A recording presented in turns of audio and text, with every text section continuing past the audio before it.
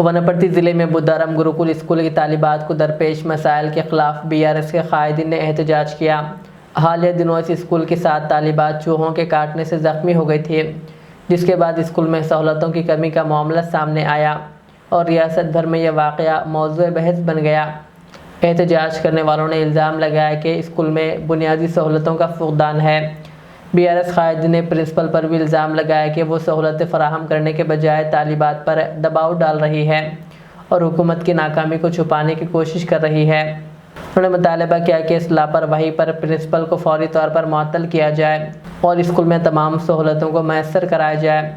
उन्होंने ये भी वार्निंग दी है कि अगर एक हफ्ते में इन मसाइल को हल ना किया गया तो वह ज़िला कलेक्ट्रेट का घेराव करेंगे।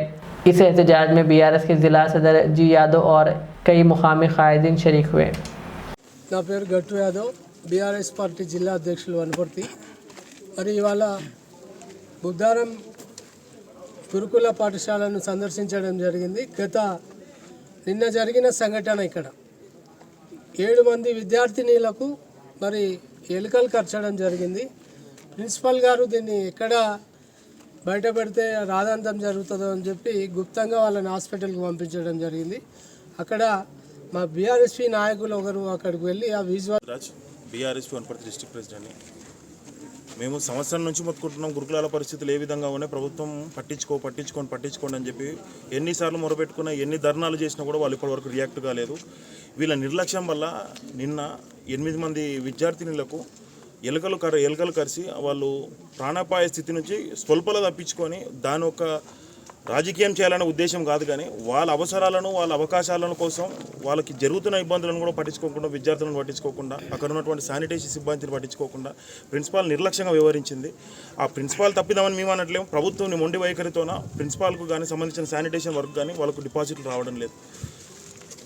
ఇదే కానీ కంటిన్యూ చేసుకుంటూ పోతే రానున్న రోజుల్లో గురుకులాలనే మూయించాలనే ఏ విధంగా ఈ కాంగ్రెస్ ప్రభుత్వము ఇంటిగ్రేటెడ్ స్కూల్స్ అనే శకాన్ని ముందుకు రావాలనుకుంటున్నారో, ఈ గురుకులాలన్నిటివి కూడా గతంలో నుంచి కూడా మన ప్రభుత్వంలో ఉన్నప్పుడు కూడా ఎంతో బ్రహ్మాండంగా మనం విద్యార్థులను జాయినింగ్ చేయించుకున్నాము. ఎంతో బ్రహ్మాండంగా వాళ్ళకు భోజనాలు అనేవి మనము ఏర్పాటు చేసుకున్నాం.